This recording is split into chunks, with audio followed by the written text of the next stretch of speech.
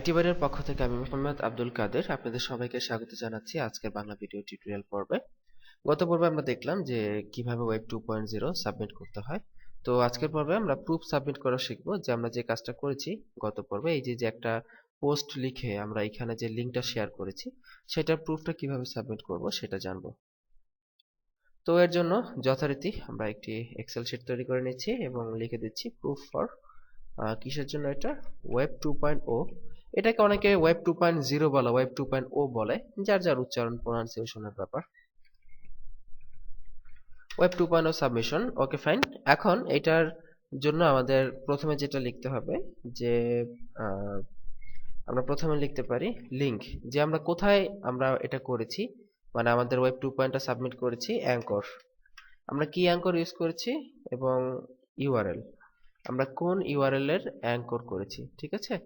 Page rank তো লাগবে না, কারণ ওয়েব 2.0 সাইটগুলোর পেজ র্যাঙ্ক এমনিতেই হাই থাকে, সো এগুলা ক্লায়েন্ট জানে, এগুলা আর দেওয়ার দরকার হবে না। লিংক, সো লিংকের জায়গায় আমরা যেখানে পোস্টটা করেছি আমাদের পোস্টের যে লিংকটা হবে, পোস্টটাতে যাওয়ার পরে সেই লিংকটাকে আমরা কপি করে জাস্ট আমরা পেস্ট করে দিব।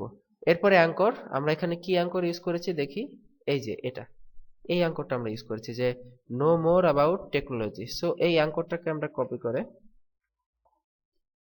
এখানে দিয়ে দিলাম, ঠিক আছে।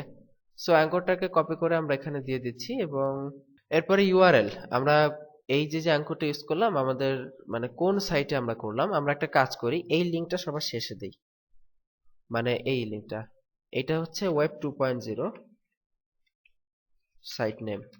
সাইটের নেম কোনটা, আমরা কোন সাইটে করলাম, আমরা www.blogger.com সাইটটাতে ওয়েব 2.0 সাবমিট করলাম এবং অ্যাঙ্কর ইউজ করলাম এটা, এবং আমরা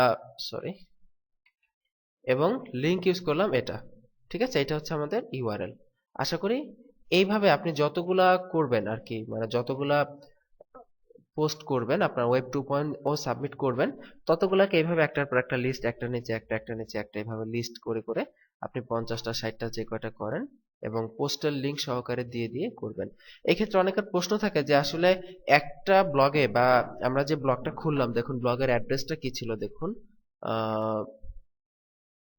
যে quality web design BD dot blog spot dot com, এরকম যে আমরা বিভিন্ন ব্লগ খুলবো, ঠিক আছে।